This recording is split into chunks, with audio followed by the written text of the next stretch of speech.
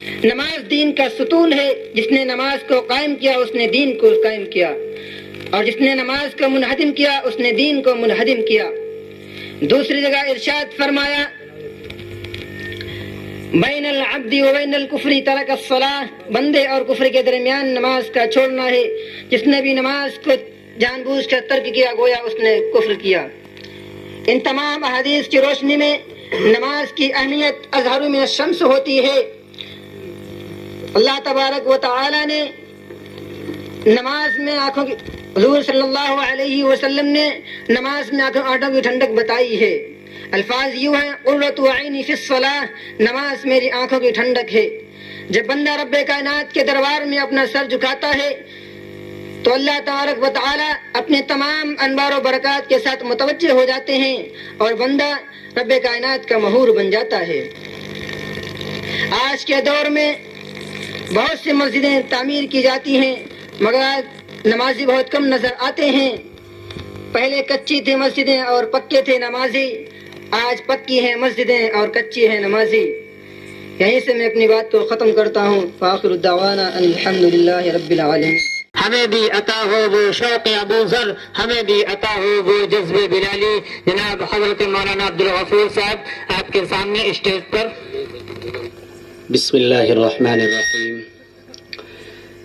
الحمد للہ رب العالمین، والصلاة والسلام على سید الانبیاء والمرسلین، وعلى آلہ واصحابہ وذریاتہ واہل بیتہ اجمعین، اما بعد،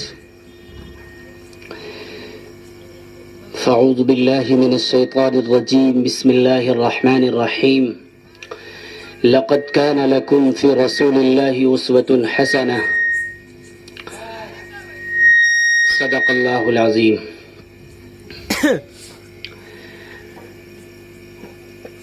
محترم حضرات، سامعین کرام اور میری مائیں اور بہنیں، بڑی دیر سے آپ حضرات تلاوت کلام اللہ کے بعد سے نعت نبی صلی اللہ علیہ وسلم سن رہے تھے۔ مختلف لب و لہجے میں، مختلف انداز میں آپ سب کے سامنے نذرانِ عقیدت پیش کیا گیا اور آپ نے نماز کے اوپر ایک جامع اور مکمل مفصل بیان بھی سنا۔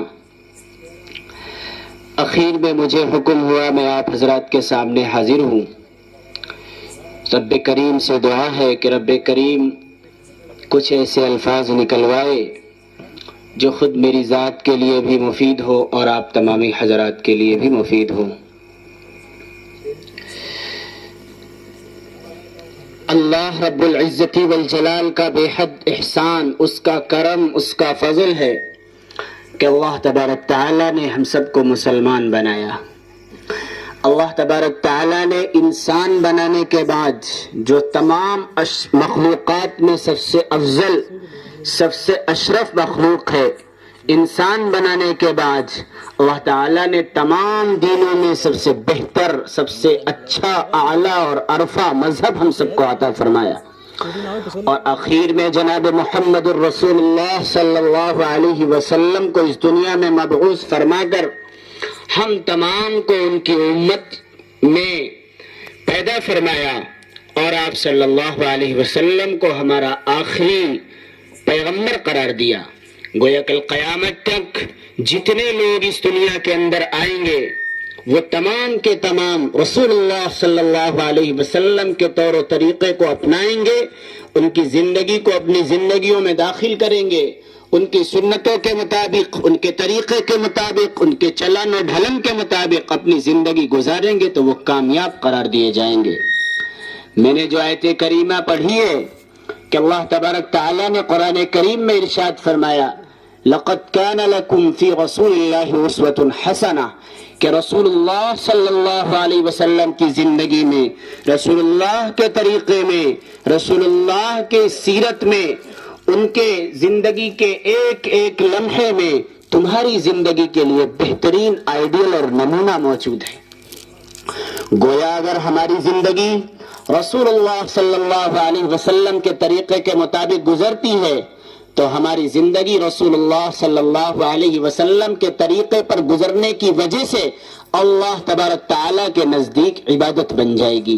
ہماری زندگی کا ہر لمحہ، ہماری زندگی کا ہر کام، ہماری زندگی کا ہر فعل اللہ کی نظر میں عبادت بن جائے گا. اگر ہم چاہتے ہیں کہ ایک بہترین شوہر نظر آئیں تو آپ رسول اللہ صلی اللہ علیہ وسلم کی سیرت اٹھا کر دیکھیے. رسول اللہ کی سیرت میں بہترین شوہر کا نمونہ موجود ہے. اگر ہم چاہتے ہیں کہ ایک بھائی نظر آئیں تو رسول اللہ صلی اللہ علیہ وسلم کی سیرت اٹھا کر دیکھیے کہ آپ کی زندگی میں بہترین بھائی کا نمونہ موجود ہے کہ آپ نے اپنے چچا زاد بھائی حضرت علی رضی اللہ تعالیٰ عنہ کے ساتھ کیا کیا معاملات کیے، اپنے بھائی کے ساتھ کیسا معاملہ کیا، کیسا کردار ادا کیا. اگر ہم اپنی زندگی کے اندر کوئی بھی مرحلہ ہم تلاش کرتے ہیں اور ہم رسول اللہ صلی اللہ علیہ وسلم کے طور و طریقے کو اپنانا چاہتے ہیں اور ان کی زندگی کو کھول کر پڑھنا چاہتے ہیں تو ہمیں معلوم ہوگا کہ رسول اللہ صلی اللہ علیہ وسلم نے ہماری زندگی کے لیے ہر موڑ پر ہماری رہنمائی کی. مثال کے طور پر ایک بچہ پیدا ہوتا ہے، رسول اللہ صلی اللہ علیہ وسلم نے بچے کے بہت سارے حقوق بتلائے کہ ایک بچے کی پیدائش ہو رہی ہے، پیدائش ہونے کے بعد آپ صلی اللہ علیہ وسلم کے طور و طریقے کے مطابق سب سے پہلا حق بچے کے اوپر عائد یہ ہوتا ہے کہ بچے کا بہترین نام رکھا جائے، اچھے طریقے سے نام رکھا جائے، جس کے معنی اچھے ہوں، جس کا انداز اچھا ہو، جس کا مفہوم اچھا ہو. مثال کے طور پر اگر کسی بچے کا نام عبد الغنی رکھ دیا جائے، کیا رکھ دیا جائے؟ عبد الغنی رکھ دیا جائے، تو جس کا معنی ہے کہ غنی کا بندہ، غنی کا غلام، بے نیاز کا غلام، مالدار کا غلام. میں بتانا چاہتا ہوں کہ جس شخص کا نام یہ رکھا جائے گا، نام کا ایک بہترین اثر ہوا کرتا ہے کہ جب اس بچے کا نام عبد الغنی آپ رکھیں گے، اس نام کی برکت کی وجہ سے ظاہراً وہ مالدار نہ ہو، اس کے پاس مال و دولت نہ ہو، اس کے پاس پراپرٹی نہ ہو، اس کے پاس بڑا مکان نہ ہو، اس کے پاس بہت زیادہ فراوانی نہ ہو، لیکن دل کے اعتبار سے وہ یقیناً غنی ہوگا. کیوں؟ اس کے نام کا اثر اس کے اوپر پڑتا ہے. تو رسول اللہ صلی اللہ علیہ وسلم نے طور و طریقے میں سب سے پہلے بچے کا حق یہ بتایا کہ اس کا بہترین نام رکھا جائے. دوسرا حق یہ بتایا گیا شریعت میں، ہمارے بزرگوں سے ہم نے سنا کہ جب وہ بچہ تھوڑا تھوڑا بولنے لگے تو بولنے کے بعد اس کو جب کچھ کہنے لگے تو اسے اللہ اللہ کہلایا جائے. لیکن آج ہماری مائیں اور بہنیں ذرا غور کریں کہ جب بچہ کچھ بولتا ہے تو اسے کیا سکھلاتے ہیں؟ اسے ابو امی اس کے ساتھ بہت ساری چیزیں تو سکھلاتے ہیں، لیکن جس پالنہار نے پیدا کیا، جس کے مطابق ہمیں اس کے احکامات پر عمل کرنا ہے، جس کے رسول کی زندگی کو اپنانا ہے، ان کا نام نہیں سکھاتے، اس کی طلب، اس کے حقوق کو ہم اس کے دل کے اندر نہیں بساتے. اسے معلوم نہیں ہوتا ہمیں اس دنیا میں آنے کے بعد کیا کرنا ہے. گویا ہمیں اللہ سکھانا چاہیے، ہمیں بتانا چاہیے کہ تمہیں اس دنیا کے اندر جس نے بھیجا ہے اس کا نام اللہ ہے. وہی وہ ذات ہے جو تمہیں پالنے والی ہے، وہی وہ ذات ہے جو تمہاری رکھوالی کرتی ہے، وہی وہ ذات ہے جو تمہیں اچھائی کا حکم دیتی ہے، وہی وہ ذات ہے جو تمہارے ساتھ لائق نہیں ہے.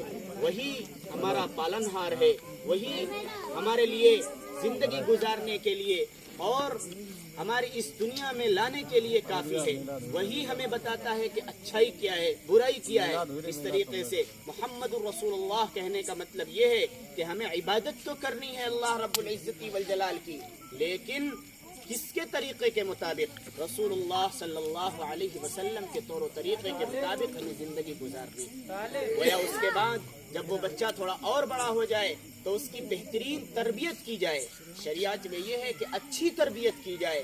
اچھی طریقے سے تربیت کہاں ملے گی؟ مدارس میں ملے گی، اسلامی تعلیمات میں ملے گی، اچھی چیزیں سکھلائی جائے. لیکن آج ہمارے والدین کی طرف سے بہت غفلت ہوتی ہے کہ ہمارے بچے جب اس قابل ہو جاتے ہیں تو نہ انہیں اچھی تربیت سکھلائی جاتی ہے، نہ انہیں بڑوں کا ادب سکھلایا جاتا ہے، نہ انہیں یہ بتلایا جاتا ہے کہ تمہیں والد کے ساتھ کس طرح گفتگو کرنی ہے، تمہیں ماں کے ساتھ کس طرح رہن سہن اپنانا ہے، تمہیں والدین کے ساتھ کیا حقوق اپنانے ہیں.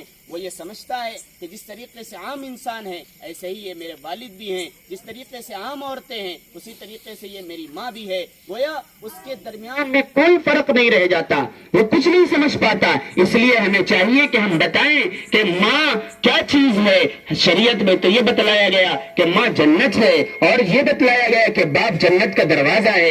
یہ ادب اور یہ تربیت ہم سکھلائیں گے، یہ بتلائیں گے کہ بڑوں کے ساتھ کس طریقے سے پیش آنا ہے، یہ بتلائیں گے چھوٹوں کے ساتھ شفقت کے ساتھ پیش آنا ہے۔ یہ اچھی تربیت دی جائے گی، اچھی تعلیم دی جائے گی، تو یہ سمجھیے کہ ہم نے بچے کے حقوق کو ادا کیا ہے۔ اس کے بعد حق آتا ہے کہ جب وہ بچہ اور بڑا ہو جائے تو اس کی اچھی جگہ رشتہ داری کی جائے۔ آج عام طور پر ہم شادی کرنے میں، رشتہ کرنے میں بڑا گھر دیکھتے ہیں، مالدار گھرانہ دیکھتے ہیں، تمام دنیا کی چیزیں دیکھتے ہیں، لیکن نہیں دیکھتے تو یہ نہیں دیکھتے کہ اس گھر میں اسلامی تعلیمات ہیں یا نہیں ہیں۔ ہم یہ نہیں دیکھتے کہ اس گھر والے نماز کے پابند ہیں یا نہیں ہیں۔ ہم یہ نہیں دیکھتے اس گھر کے اندر اللہ کے حکموں پر عمل ہوتا ہے یا نہیں ہے۔ ہم یہ نہیں دیکھتے کہ اس گھر کے اندر والدین کی قدر ہوتی ہے یا نہیں ہوتی۔ ہم یہ نہیں دیکھتے کہ اس گھر کے اندر چھوٹوں پر شفقت ہوتی ہے یا نہیں ہوتی۔ یہ تمام چیزیں ہم سے چھوٹ گئی۔ ہم دنیا کے چکر میں، مال کے چکر میں، گھر کے چکر میں تمام چیزیں دیکھتے ہیں، لیکن اصل مقصد ہم چھوڑ دیا کرتے ہیں۔ اصل سیرت اپنانی ہے، رسول اللہ صلی اللہ علیہ وسلم کے طریقے کو اپنانا ہے، یہ تمام چیزیں ہم چھوڑ دیا کرتے ہیں۔ گویا اس طریقے سے اگر ہم نے حقوق ادا کیے تو پھر یقین جانیے کہ اس بچے کے اندر اسلامی تعلیمات ہونے کی وجہ سے، اچھے نام کی برکت ہونے کی وجہ سے، اچھی رشتہ داری ہونے کی وجہ سے اس کی پوری زندگی اسلام کے طور و طریقے کے مطابق، رسول اللہ صلی اللہ علیہ وسلم کے طور و طریقے کے مطابق گزرے گی۔ اس کے بعد زندگی کا مرحلہ آتا ہے، کمانا بھی ہے، اور اس کے بعد اچھائیوں کا حکم بھی کرنا ہے۔ یہ بھی شریعت میں بتلایا گیا کہ جب بھی کسی سے بولو تو اچھائی کے ساتھ بولو، نرم لہجے کے ساتھ بولو، کسی کے ساتھ سختی سے پیش نہ آؤ، بلکہ جب بھی کسی کے سامنے معاملہ ہے مسکرا کر بولو، اپنی پیشانی پر بل نہ ڈالو۔ بلکہ رسول اللہ صلی اللہ علیہ وسلم کا طور و طریقہ یہ ہے کہ ہم یوں تو زندگی میں روزانہ بات کرتے ہیں، اگر رسول اللہ کے طریقے کے مطابق بات کریں تو یہ بات کرنا ہمارا اللہ کی نظر میں عبادت بن جائے گا۔ کیوں؟ رسول اللہ صلی اللہ علیہ وسلم کا طریقہ یہ ہے کہ جب کسی سے ملا جائے مسکرا کر ملا جائے، چہرہ کھل کر رکھا جائے، سامنے مسکراتا ہوا چہرہ لایا جائے، اور اپنے بڑے کو باپ کے ساتھ، چچا کے ساتھ، بڑے بھائی کے ساتھ ادب کے ساتھ ملا جائے۔ تو اس طریقے سے اگر ہم ملیں گے تو یہ ملنا، یہ گفتگو کرنا، یہ ملاقات کرنا، یہ زیارت کرنا اللہ رب العزت والجلال کی نظر میں عبادت بن جائے گا۔ مثال کے طور پر ہم چھوٹے بچے روزانہ کھلاتے ہیں، لیکن اس بچے کو کھلانے سے پہلے ہم یہ سوچ لیں کہ آقا صلی اللہ علیہ وسلم بچوں کو گود لیا کرتے تھے، آقا صلی اللہ علیہ وسلم بچوں کے سروں پر شفقت کا ہاتھ پھیرا کرتے تھے، لہذا ہم بھی سنت سمجھ کر، آقا کی سیرت سمجھ کر، آقا کا طریقہ سمجھ کر ہم اس بچے کو کھلانا چاہتے ہیں، اس بچے کے سر پر ہاتھ پھیرنا چاہتے ہیں، اس کے ساتھ شفقت کا معاملہ کرنا چاہتے ہیں، اور ہم یہ معاملہ کریں گے تو رسول اللہ صلی اللہ علیہ وسلم کے طریقے پر عمل کرنے کی وجہ سے، ان کی سنت کو زندہ کرنے کی وجہ سے، یہ بچے کو کھلانا، بچے کو گود میں لینا، بچے سے پیار کرنا، بچے سے محبت کرنا، رسول اللہ صلی اللہ علیہ وسلم کے طریقے کو اپنانے کی وجہ سے اللہ کی نظر میں عبادت بن جائے گا۔ وہ پوری زندگی ہم جو بھی کر رہے ہیں، مثال کے طور پر ہم روزانہ کھانا کھاتے ہیں، ہم روزانہ کھانا کھاتے ہیں اور یوں ہی ہم کھا لیتے ہیں، ہمارا پیٹ بھر جاتا ہے، اس کھانے میں کوئی ثواب نہیں ہے۔ لیکن اگر ہم یہی رسول اللہ صلی اللہ علیہ وسلم کے طور و طریقے کے مطابق پہلے دونوں ہاتھ گٹوں تک دھو لیں، کہ آقا جب بھی کھانا کھاتے تھے دونوں ہاتھ پہلے دھو لیا کرتے تھے، اس کے بعد ہم دعا پڑھ لیں بسم اللہ وعلی برکت اللہ، کہ آقا صلی اللہ علیہ وسلم جب بھی کھانا کھاتے تھے تو کھانے سے پہلے یہ دعا پڑھ لیا کرتے تھے، کھانے سے پہلے ہم دسترخوان بچھا لیں اور یہ سنت یاد کر لیں کہ آقا بغیر دسترخوان کے کھانا نہیں کھایا کرتے تھے، اور اگر ہم کھانے سے پہلے ہم یہ تصور کر لیں کہ آقا صلی اللہ علیہ وسلم دائیں ہاتھ سے کھایا کرتے تھے، بائیں ہاتھ سے کھانا نہیں کھاتے تھے، ہم بھی آج سے دائیں ہاتھ سے کھانا کھائیں گے، بائیں ہاتھ سے کھانا نہیں کھائیں گے، یہ سنتیں ہم زندہ کر کے کھانا کھائیں گے تو یقین مانیے یہ کھانا ہمارے لیے عبادت بن جائے گا، اور اللہ رب العزت والجلال ہمیں آقا صلی اللہ علیہ وسلم کی سیرت کو اپنا جانے کی وجہ سے،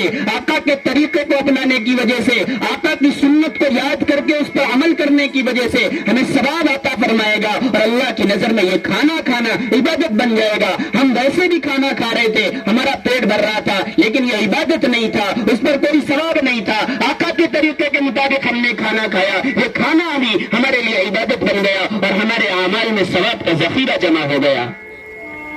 ہم یوں تو روزانہ گھر کے اندر داخل ہوتے ہیں، روزانہ اپنی بیوی سے، اپنی ماں سے، اپنی بہن سے، اپنی بچیوں سے، گھر والوں سے ملتے ہیں، لیکن ہم دروازے میں گھسنے سے پہلے ہم یہ تصور کریں کہ رسول اللہ صلی اللہ علیہ وسلم جب بھی گھر میں جایا کرتے تھے مسکراتے ہوئے السلام علیکم ورحمۃ اللہ۔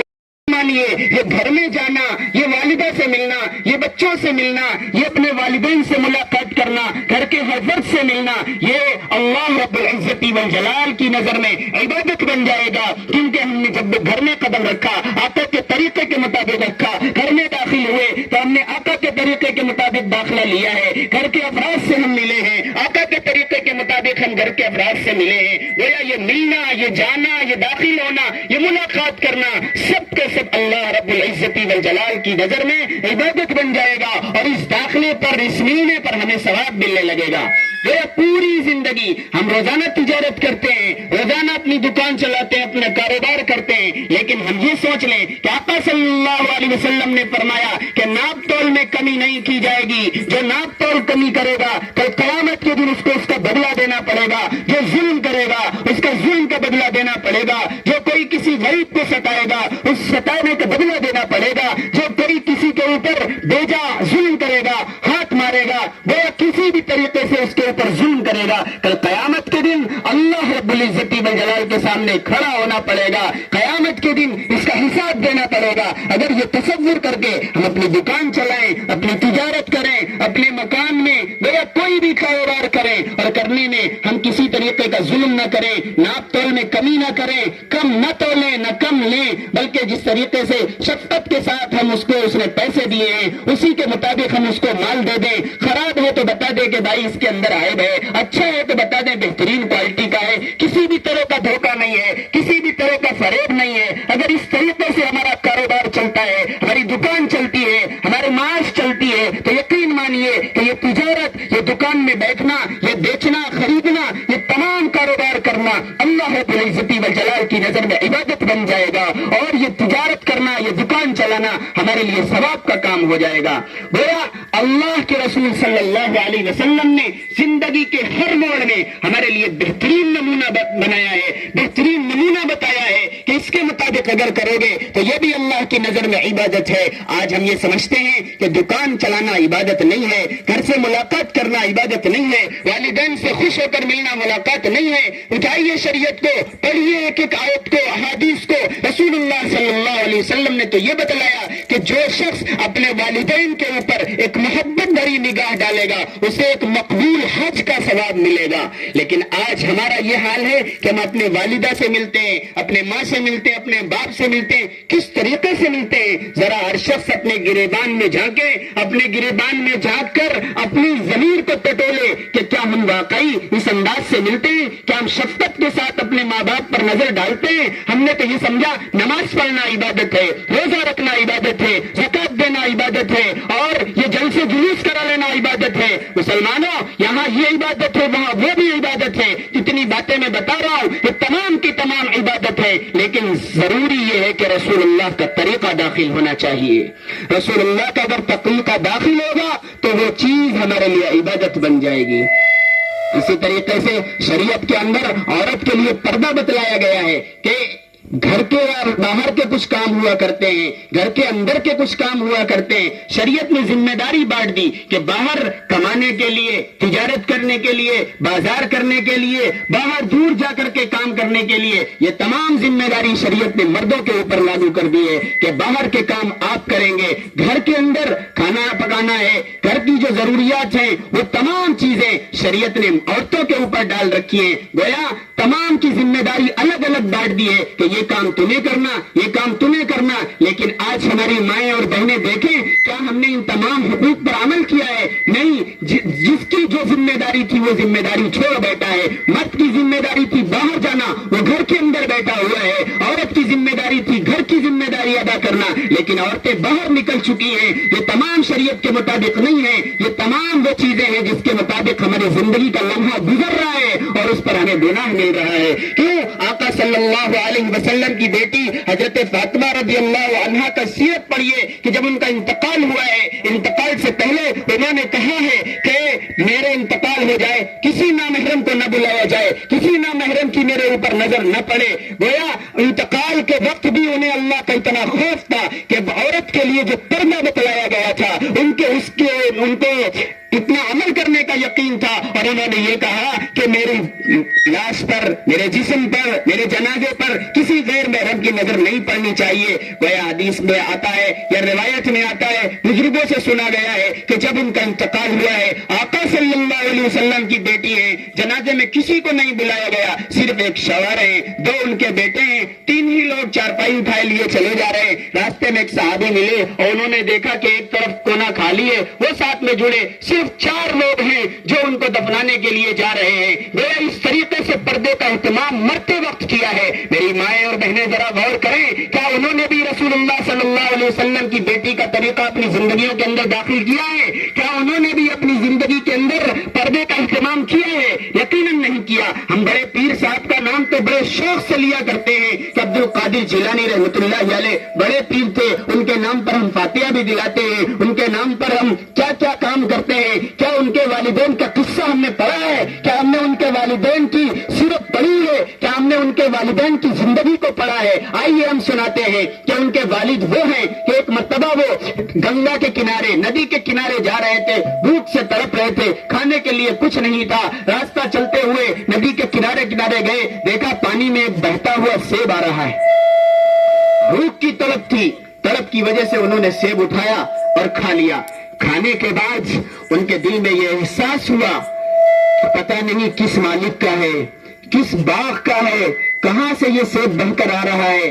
بغیر مالک کی اجازت کے میں نے یہ سیب کھایا ہے. لاؤ جدھر سے بہ کر آ رہا ہے ادھر ہی چلتے. وہ سیب ادھر سے بہ کر آ رہا تھا, یہ ادھر ہی کی طرف الٹے چل دیے کہ کہیں تو کہیں نہ اس کا نظارہ ملے گا, کہیں تو کہیں باغ نظر آئے گا یا کوئی بھی اس کا مالک مل جائے گا. چلتے چلتے چلتے چلتے انہوں نے دیکھا کہ ایک ندی کے کنارے ایک سیب کا باغ ہے جس کی ایک ڈالی بالکل ندی کے پانی کے سامنے لٹکی ہوئی ہے. گویا انہوں نے سمجھ لیا کہ یہ سیب اسی پیڑ سے گرا ہے. انہوں نے تلاش کیا مالک کو کہ مالک مل جائے. مالک کو تلاش کرتے کرتے پتا چلا کہ ایک صاحب ہیں جو اس باغ کے مالک ہیں. انہوں نے ان سے کہا کہ میں آپ سے ایک گزارش کرنا چاہتا ہوں, مجھے بھوک بہت لگی ہوئی تھی, کھانے کے لیے کچھ نہیں تھا, میں ندی کے کنارے چل رہا تھا, میں نے دیکھا کہ پانی میں بہتا ہوا ایک سیب آ رہا ہے. بھوک کی شدت تھی جس کی وجہ سے میں نے آپ کی اجازت کے بغیر سیب کھایا ہے. میں آپ کو بتلانا چاہتا ہوں, آپ جو چاہیں مجھے سزا دے دیں یا مجھے معاف کر دیں. کیا تقویٰ تھا ان کے اندر, کیا اللہ کا خوف تھا. آج ہمارے بچے بتائیں, خود ہم اپنے دلوں میں جھانکیں, کیا ہمیں کوئی چیز ملتی ہے ہم پوچھتے ہیں مالک کا حق کہاں ہے؟ کیا پوچھتے ہیں کہ اس کا مالک کون ہے؟ ملا اٹھایا جیب میں ڈالا, ملا کھا لیا. یہ بات نہیں ہونی چاہیے, ہمیں اس کے مالک کی تلاش ہونی چاہیے. اس واقعے سے ہمیں سبق لینا چاہیے کہ ہمیں کس طریقے سے اللہ کا خوف ہونا چاہیے. اس مالک نے یہ کہا کہ تمہاری سزا یہ ہے کہ 12 سال تک تم اس کھیت کی, اس باغ کی رکھوالی کرو گے. ایک سیب کی سزا یہ ہے کہ تم نے بغیر اجازت کے, بغیر پوچھے یہ سیب کھایا ہے, لہذا تم اس کی سزا میں 12 سال تک اس باغ کی رکھوالی کرو گے. وہ بیچارے باغ کی رکھوالی کرتے رہے. 12 سال گزر گئے. درمیان میں کبھی ایک مہمان آئے اور مہمان آنے کے بعد ان مالک نے ان کو بلایا اور یہ کہا کہ ذرا پکے ہوئے سیب توڑ. سیب کیسا ہوتا ہے؟ انہوں نے سیب توڑا, لے کر حاضر ہو گئے. مالک نے کہا اتنے سال تمہیں ہو گئے باغ کی رکھوالی کرتے ہوئے, تمہیں یہ بھی پتا نہیں کہ پکا اور کچا سیب کیسا ہوا کرتا ہے, اور تم کچے سیب توڑ کر لے آئے مہمان کو کھلانے کی. لالچ میں آ کر, بھوک کی شدت میں آ کر دوسرا سیب کھا لیا تو پتہ نہیں کتنے دن یہاں بھگت ہوئے. ذرا اس واقعے کو سنجیدگی سے سنیں, ہر شخص سنے اور پھر اس پر عمل کرنے کی کوشش کرے. انہوں نے کہا کہ میری ایک لڑکی ہے جو ہاتھوں سے لولی ہے، پیروں سے لنگڑی ہے، کانوں سے بہری ہے، زبان سے گونگی ہے، آنکھوں سے اندھی ہے، ایسی لڑکی سے میں تمہاری شادی کرنا چاہتا ہوں۔ خیر وہ راضی ہو گئے کہ آپ جیسی مرضی، آپ اگر نکاح کرنا چاہتے ہی ہیں تو آپ شادی کر دیجئے۔ انہوں نے وہیں پر نکاح پڑھا دیا۔ نکاح پڑھانے کے بعد وہ اپنے داماد کو گھر لے کر گئے، اور گھر لے جانے کے بعد جس کمرے میں ان کی لڑکی بیٹھی تھی، لڑکی کو بتایا کہ میں نے تمہارا نکاح فلاں شخص سے کر دیا ہے، لہذا آج سے تم اس کی بیوی ہو، وہ تمہارا شوہر ہے۔ وہاں جب پہنچایا تو نہایت ہی خوبصورت حسین و جمیل لڑکی، ہاتھ بھی صحیح سلامت ہے، پیر بھی صحیح سلامت ہے، سنائی بھی دیتا ہے، دکھائی بھی دیتا ہے، اور وہ پردے میں بیٹھی ہوئی ہے۔ یہ ڈر کے مارے بھاگے ہوئے چلے آئے اور انہوں نے کہا کہ حضرت آپ نے جو شرط لگائی تھی، آنکھوں سے اندھی، کانوں سے بہری، ہاتھوں سے لولی، پیر سے لنگڑی، اور یہ تمام شرطیں تو اس کے اندر نہیں ہیں، وہ تو صحیح سلامت ہے، وہ تو خوبصورت ہے، لہذا یہ میری بیوی نہیں ہے۔ تو انہوں نے کہا کہ وہی تمہاری بیوی۔ پھر انہوں نے اس کی تشریح کی ہے، ذرا اس تشریح کو سنیے۔ انہوں نے کہا کہ میں نے جو کہا ہے کہ وہ کانوں سے بہری ہے، وہ اس لیے کہا ہے کہ آج تک میری اس لڑکی نے کوئی غلط بات نہیں سنی ہے، اس لیے وہ غلط بات نہ سننے کی وجہ سے کانوں سے بہری۔ میں نے جو بات کہی ہے کہ آج تک اس نے کوئی غلط چیز اپنی آنکھوں سے نہیں دیکھی ہے، تو واقعی اس نے کسی نامحرم کو نہیں دیکھا، اس نے اپنی آنکھوں سے کسی اجنبی کو نہیں دیکھا، اس نے اپنی آنکھوں سے کسی غلط چیز کو نہیں دیکھا، اس لیے وہ میں نے کہا تھا کہ وہ اپنی آنکھوں سے اندھی ہے۔ میں نے جو کہا کہ وہ اپنے ہاتھوں سے لولی ہے، وہ اس لیے کہ اس نے اپنے ہاتھوں سے کوئی غلط کام نہیں کیا ہے، اس لیے وہ ہاتھوں سے لولی ہے۔ میں نے جو بات کہی تھی کہ وہ اپنے پیروں سے لنگڑی ہے، وہ اس لیے کہا کہ وہ آج تک کسی غلط جگہ پر، غلط مقام پر، غلط جگہ پر چل کر کے اپنے پیروں سے نہیں گئی ہے، اس لیے وہ اتنی پاک دامن ہے، ایسی صحیح سلامت عورت ہے کہ کہیں غلط جگہ پر جا ہی نہیں سکی، اس لیے میں نے اس کو لنگڑی کہا ہے، لہذا وہی تمہاری بیوی ہے۔ ایسا پاک دامن شوہر اور ایسی پاک دامن ان کی بیوی، اور دونوں کی ملاقات سے جو لڑکا پیدا ہوتا ہے وہ عبد القادر جیلانی رحمۃ اللہ علیہ۔ ہر شخص اپنے اندر جو باپ بننا چاہتا ہے، اور جو باپ ہے کیا اس کے اندر بھی ایسی صلاحیت موجود ہے، ایسا اللہ کا خوف موجود ہے؟ کیا اسی طریقے سے عورتوں کے اندر کیا انہوں نے غلط چیزیں نہیں سنی، غلط چیزیں نہیں دیکھی، غلط چیز زبان سے نہیں بولی، غلط کام ہاتھ سے نہیں کیے، غلط جگہ پر وہ پیروں سے چل کر نہیں گئی؟ آج ہماری ماں اور بہنوں کے درمیان یہ صلاحیت موجود ہے؟ اگر ہر شخص کہے گا تو یقیناً نفی میں جواب ملے گا کہ کوئی شخص ایسا موجود نہیں ہے۔ ہمیں بھی ایسا بننا چاہیے، صرف ہم ان کے نام لیوائیں کہ بڑے پیر صاحب ان کے نام پر فاتحہ کرا دی جائیں، ان کو عیسائی سے بات کر دیا جائے، لیکن ان کے طور و طریقوں کو ہم اپنی زندگی میں داخل کرنے کے لیے تیار نہیں ہیں۔ ہمیں چاہیے کہ ہم جس طریقے سے ان کی بیٹی، ان کی بیوی باپردہ تھی، باحیا تھی، غلط کام نہیں کرتی تھی، جھوٹ نہیں بولتی تھی، غلط چیز سنتی نہیں تھی، ہمیں بھی چاہیے کہ ہم غلط بات نہ سنیں، غلط بات نہ کہیں، غلط کام نہ کریں، غلط جگہ پر نہ جائیں، تمام چیزیں ہم اپنائیں تو یقین مانیے کہ رسول اللہ صلی اللہ علیہ وسلم کے سچے امتی ہم کہنے کے حقدار ہوں گے۔ اسی طریقے سے اور بھی زندگیاں ہیں کہ رسول اللہ صلی اللہ علیہ وسلم کے آنے سے پہلے عورت کا کیا مقام تھا، ہر شخص اس کو برا سمجھا کرتا تھا۔ اگر کسی لڑکی کا، کسی عورت کا شوہر کا انتقال ہو گیا تو اس کو برا سمجھا جاتا تھا، معاشرے میں بہت ہی بے حیا سمجھا جاتا تھا، لیکن رسول اللہ صلی اللہ علیہ وسلم کی اس دنیا میں تشریف آوری کے بعد عورت کو جو مقام ملا ہے، اسلام نے جو مرتبہ دیا ہے، وہ کسی مذہب والے نے نہیں دیا۔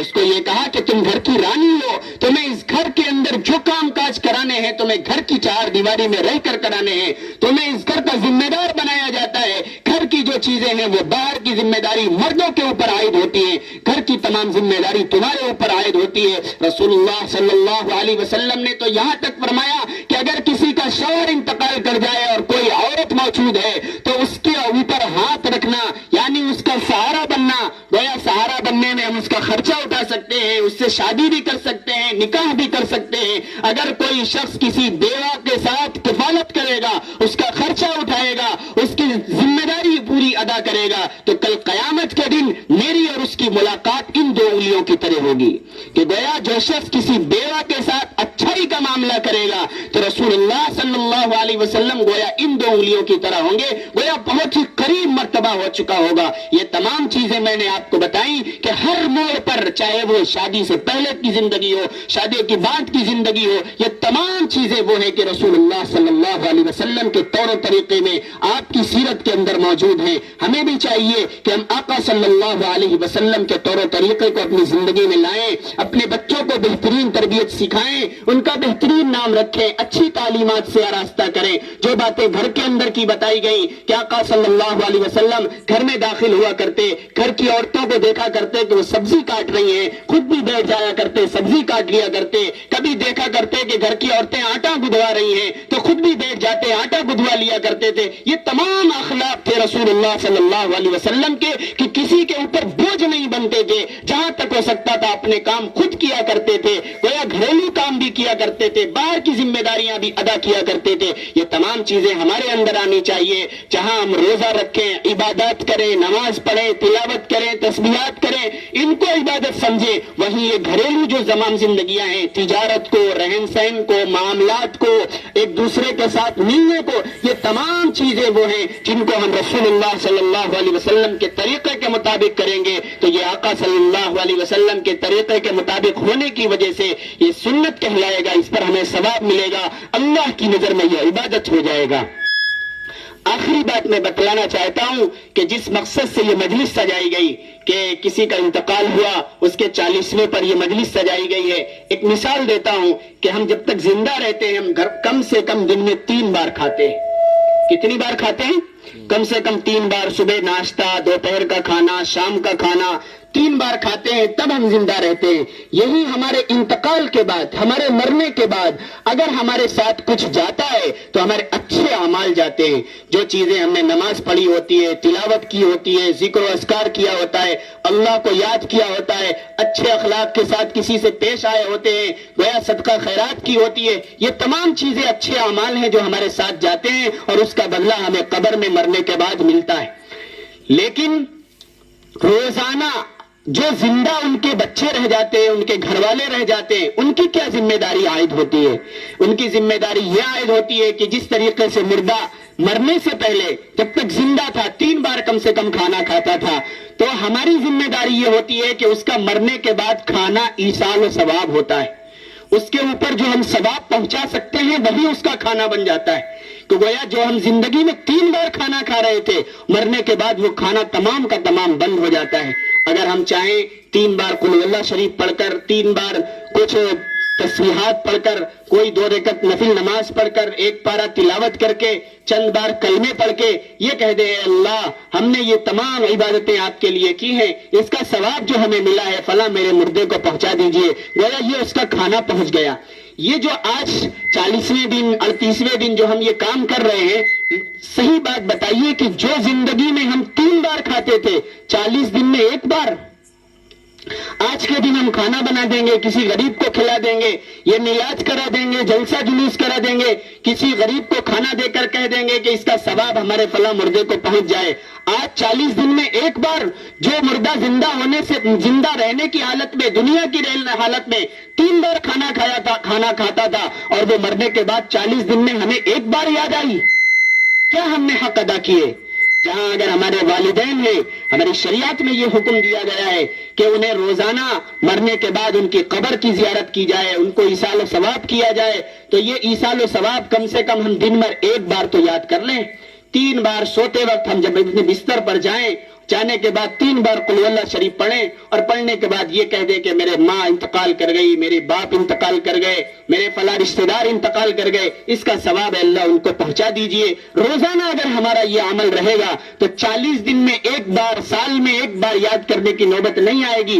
बहुत आसान तरीका है, हम घर में खाना बनाएं, 1-2 रोटी खाना ज्यादा बना लें, किसी गरीब को पहुंचा दें और ये नियत कर लें कि मैंने जो ये खाना इस गरीब को खिलाया है, इसका सवाब मेरे फला मुर्दे को पहुंच जाए। उसके लिए वो खाना हो जाएगा, क्योंकि सवाब ही उसका खाना होता है, उसकी जिंदगी ये सवाब ही की चीज है। लिहाजा जो 40 दिन में हम 1 बार याद करते हैं, याद कर रहे करते रहिए, जो कुरान खानी कराते रहिए, लेकिन रोजाना की थोड़ी बहुत मिकदार उसके लिए पहुंचा दीजिए।